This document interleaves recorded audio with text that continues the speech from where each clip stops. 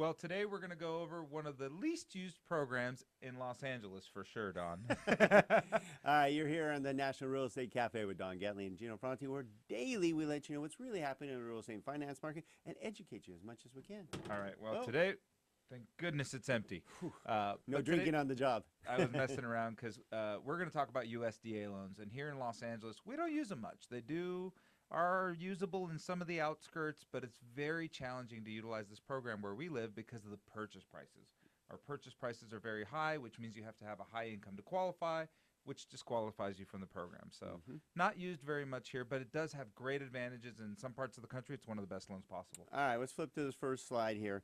The key thing and why we also want to bring up USDA is you may hear it. The government loves to tout their programs that they have for all of us to utilize, but this is very a small box. Very small box. Yes. It is available. You're going to hear about it. It has to be in certain areas. It's not even just for whole counties. It's actually certain areas that allow you to use USDA. And it does have some advantages we see here. Very short and sweet. Well, the number one advantage it has is it's 100% financing, right? Yep.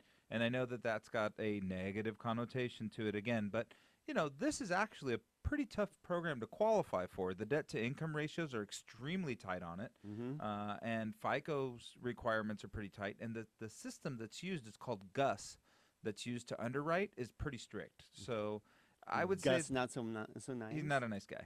No. But the thing is, so ultimately, even though it's 100% financing, the rest of the program's pretty stern or strict, I should say. Absolutely. And like I said, when I was mentioned, it's only in certain areas, usually rural areas. It's trying to help you get financing in those areas and stuff. Bottom line is, you're going to hear about this program. It is available. Some people are able to utilize it. Here on the West Coast, not so much. I would ask, if you're going to consider a USDA loan, I would start your interview with saying, how many of these have you done in the last 12 months? There's your sign. If it's anything less than 10, find a specialist. Yeah. Find someone who does it all day long, every year, because it's a funky little program.